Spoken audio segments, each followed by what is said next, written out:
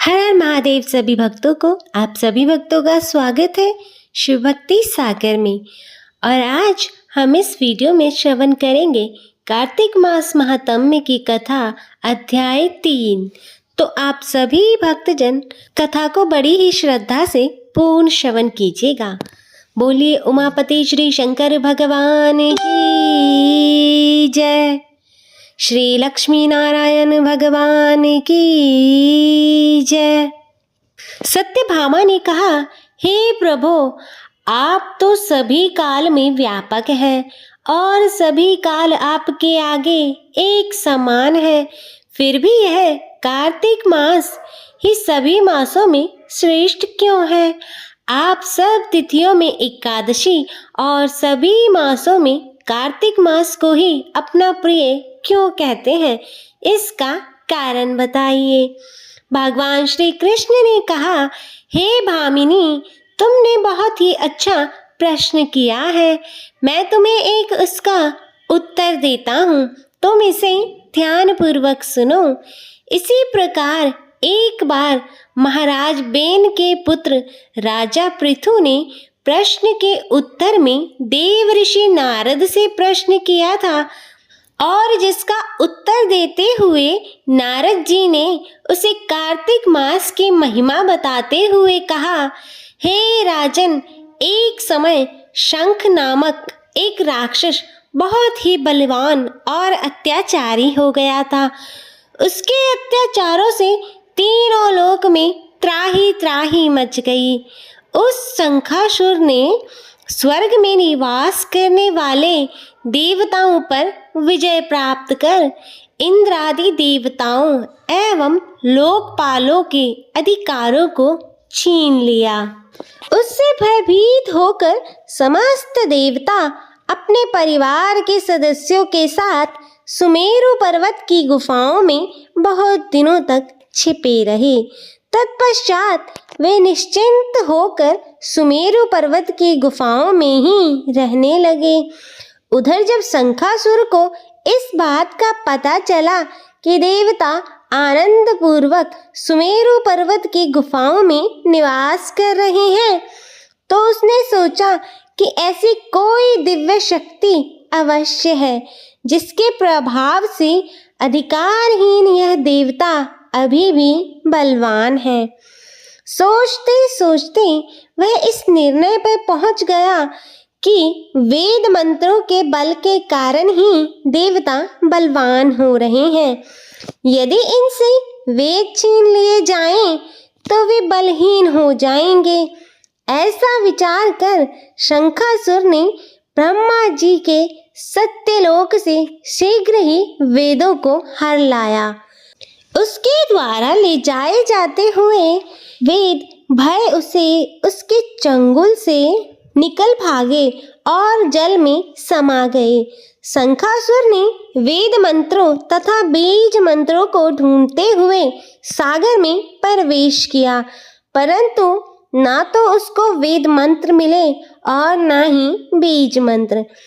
जब शंखासुर सागर से निराश होकर वापस लौटा तो उस समय ब्रह्मा जी की पूजा की सामग्री लेकर सभी देवताओं के साथ भगवान विष्णु की शरण में पहुँचे और भगवान को गहरी निद्रा से जगाने के लिए गाने बजाने लगे और धूप गंध आदि से बारंबार उनका पूजन करने लगे। धूप, दीप, नैवेद्य आदि अर्पित किए जाने पर भगवान की निद्रा टूटी और वह देवताओं सहित ब्रह्मा जी को अपना पूजन करते हुए देखकर बहुत ही प्रसन्न हुए तथा कहने लगे, मैं आप लोगों के इस कीर्तन एवं मंगलाचरण से बहुत ही प्रसन्न हूँ।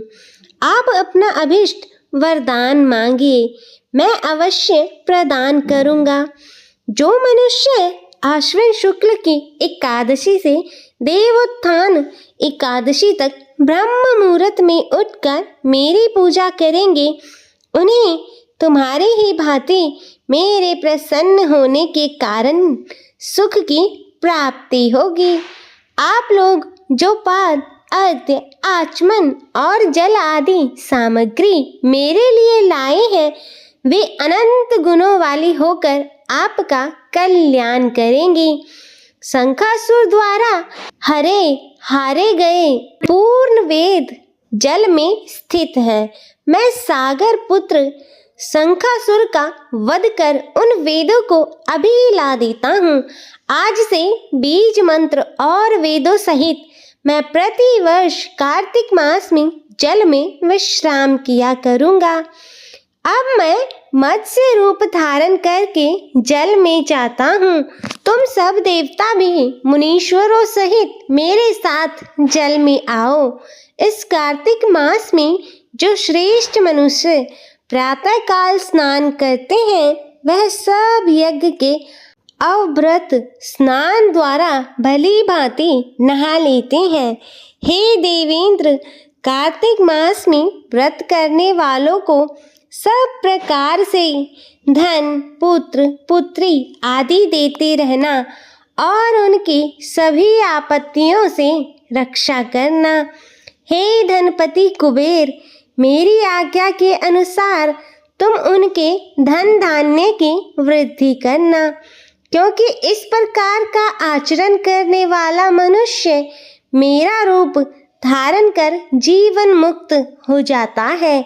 जो मनुष्य जन्म से लेकर मृत्युपरांत विधि पूर्वक इस उत्तम व्रत को करता है, वह आप लोगों का भी पूजनीय है।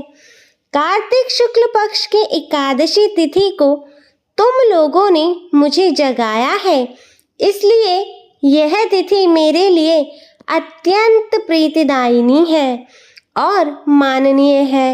हे देवताओं, यह दोनों व्रत नियम पूर्वक करने से मनुष्य मेरा सानिध्य प्राप्त कर लेते हैं। इन व्रतों को करने से जो फल मिलता है, वह अन्य किसी व्रत को करने से नहीं मिलता।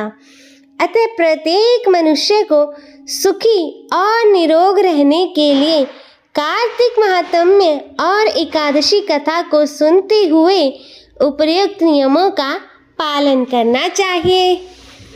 बोलिए श्री लक्ष्मी नारायण भगवान की जय।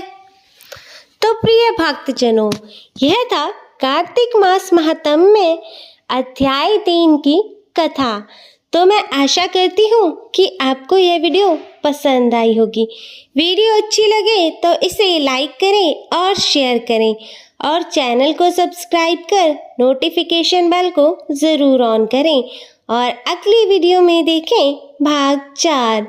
हर हर महादेव। ओम नमः शिवाय।